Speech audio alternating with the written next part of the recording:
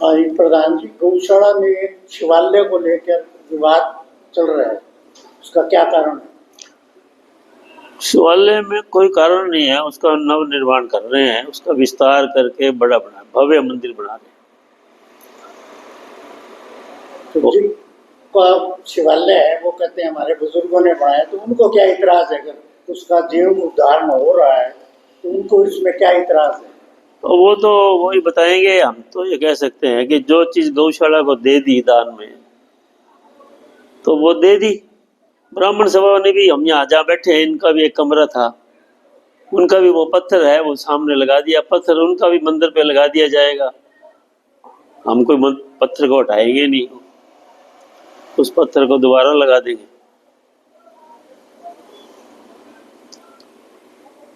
तो ये विवाद किस लिए खड़ा है? और विवाद तो उनकी मर्जी है, कोई करे तो विवाद करने का तो कोई कारण नहीं। कहीं इसमें राजनीतिक रंग तो नहीं है? नहीं, हम तो कुछ राजनीतिकरण नहीं करते, हमें तो कोई।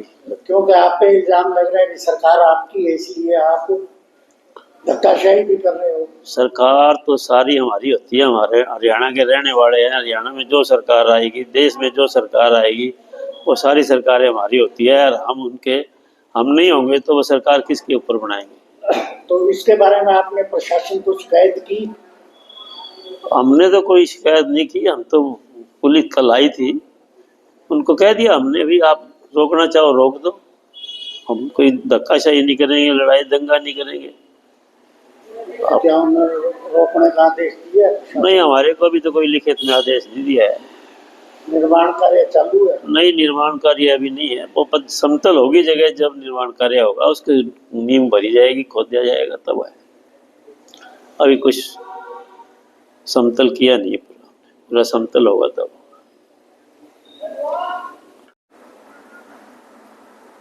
हाँ जी प्रेम जी, ये जो गौशाला में विवाद चल रहा है, मंदिर विवाद, इसके बारे में आपका क्या कहना है?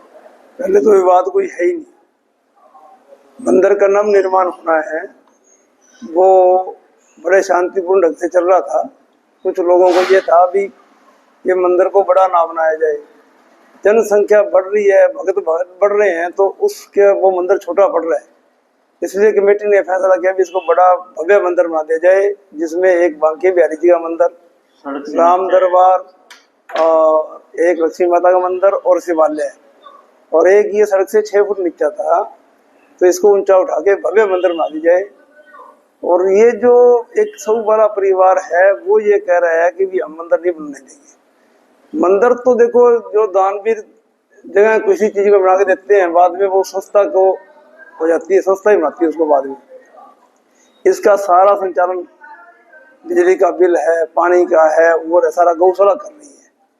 और अभी बरसात आई, जब ये सारी दीवारें गिर गई, सारे थेड़ का और का पानी गौशाला में भर गया और मंदिर के तल तक पानी भर गया था।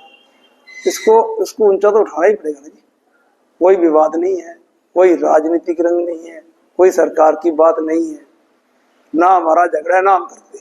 तो आपने जो परिवार है उनसे बात करके ये शुरू काम किया या अपनी मर्जी से शुरू कर दिया? नहीं, 2-3 बारी बैठ के होगी थी।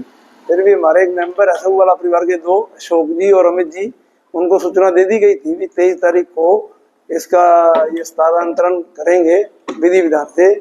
उसमें अमित सब वाला ने पूजा करवाई है। तो फिर उनको क्या इतराज है? बस वो मानते नहीं जी, वो कहते हम लोग हटाने नहीं देंगे, करने नहीं देंगे। मांग है जो आप नहीं मान रहे, वो कहते जी कि वहीं लगाओ, वहां तो मंदिर का विस्तार कैसे होगा? पहले 25 बाई 25 का मंदिर, अब 60 बाई 90 का मंदिर बनेगा, तो कुछ तो स्थान परिवर्तन आगे पीछे हुआ ही नहीं। वो मान नहीं रहे उस बात को। उन्होंने पर्चा भी दिया था हमारे पे, प्रधान जी पे मेरे पर्चा भी कराया था। वो पर्चा भी इन्होंने पहले दे के फिर वापस दे दिया। तो आगे क्या कार्रवाई रहेगी? देखो जी, हमें तो कोई लड़ाई झगड़ा करना नहीं बनेगा तो पड़ा है जैसे पड़ा है। ना कोई हमें झगड़ा करना, ना लड़ाई करनी, ना हमें किसी के साथ कुछ गलत बात करनी। आपने प्रशासन से नहीं कहा कभी ये बीच में जो दान डाल रहे हैं मंदिर बनाने? नहीं, कल पुलिस आई थी, पुलिस को सारी डॉक्यूमेंट दिखा दिए थे और उनको हमने कह दिया था अभी हमारी कमेटी यहाँ नहीं है, किसी के डेथ, किसी की मृत्यु हुई है घर में, किसी की ब्याह शादी है, कोई बाहर गया हो, कोई बीमार है, जैसे ही हमारी कमेटी आएगी हम फैसला करके बता देंगे प्रशासन को।